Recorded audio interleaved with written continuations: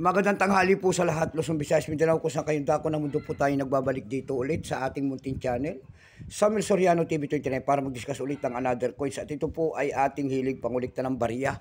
Kaya po tayo nandito nagsisili ng kanilang mga halaga. Ayan po, magandang tanghali po sa lahat ng aking mga subscriber, kung saan kayong dako ng mundo po. Keep safe po sa lahat and God bless. Maraming salamat po sa lahat ng aking mga subscriber dyan. Thank you so much. Ayan, maraming salamat po sa lahat ng aking mga subscriber.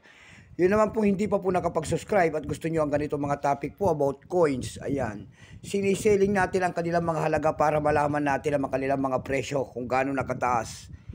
Ayan, magandang tanghali po sa lahat ng mga senior citizen dyan. God bless po sa lahat. Ayan po. Yun naman po hindi pa po nakapag-subscribe dito sa aking munting channel at gusto nyo ang ganitong mga topic po about coins. Anyayaan ko sana kayo't malaking tulong na po ang inyong gagawin. Tulad ng pagpindot ng ating subscribe button, like and share para ma-update po naman kayo sa mga latest ko pang gagawin mga video po. Meron na naman tayong pag-usapang barya guys, barya. Ayan po, pera po ng BSP ang ating pag-uusapan, barya. At isa po tayong kolektor, ayan po. Ang pag-uusapan po natin ngayon ay 3.9 po. Ayan, 3.9. Ayan, pagkatalikod po, year 1993, ang pagtatag ng ating Bangko Sentral, and then Catwheel po. Diyan po bumabase ang ating mga kolektor kung ano reverse o die ang isang coins. Ayan, para malaman nyo po. Ayan, makikita nyo naman ang isang imahe sa kanyang harap. Isang lalaki, ayan, nakaharap po sa kanang bahagi. Ayan po. At sa kanyang harap po, makikita nyo po ang imahe ng 1 peso, and then year.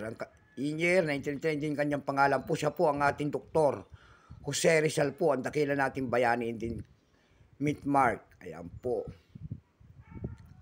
Bago tayo magsimula sa ating talakayin, kilalanin mo muna natin siya bago natin malaman ang presyo pala nito. Ayan po. Period po, Philippines po. Period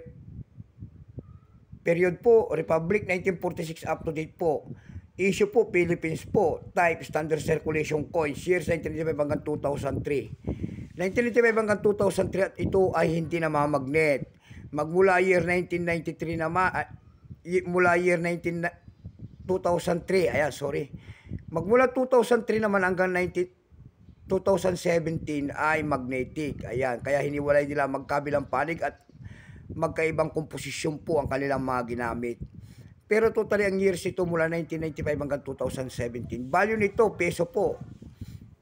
BSP po, nakapalog po ito sa BSP series. Currency piso, 1967 up to date po. Composition po nito ay copper nickel. May bigat lamang itong 6.1 grams, may haba pong 24 mm. May kapal po naman itong 1.75 mm.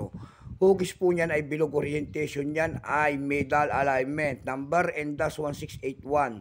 Reference number KM-261. Ang kanya nasa likod po, ito po ay sale of the Central Bank of the Philippines. Ayan po. Ito pong year 1999, ito po ay 13% lamang. Wala pa pong vintage at ito po ay ating ginagamit pa. Ayan. Hindi pa maibigay yan. Ginagamit pa. Pero may price na po ito doon sa ating numista.com. Yung kanyang extra fine 17, almost uncirculated 23, uncirculated ito ay nagkakahalaga na po ng 30 pesos. Dako naman tayo sa kanyang presyo. Doon sa ating eb.com, nakakita na ho tayo nagbebenta nito ng $6.69. Nasundan po yan ng $4.12. Sa Carousel PH naman po, ang seller po sa Igong Shark. Ayan. Yung year 1999 niya doon ay binebenta niya po ng 1,500 pesos. Nakakita ho naman tayo ng 120 pesos per piece. Yung pinakabalit po na bintahan doon ay nagkakahalaga na po ng 88 pesos. Ayan lamang po ang ating may babahagi sa kadna. So hanggang dito na lamang po, Luzon, Visayas, Mindanao, kung sa kayong dako na mundo po. Keep safe po sa lahat. God bless.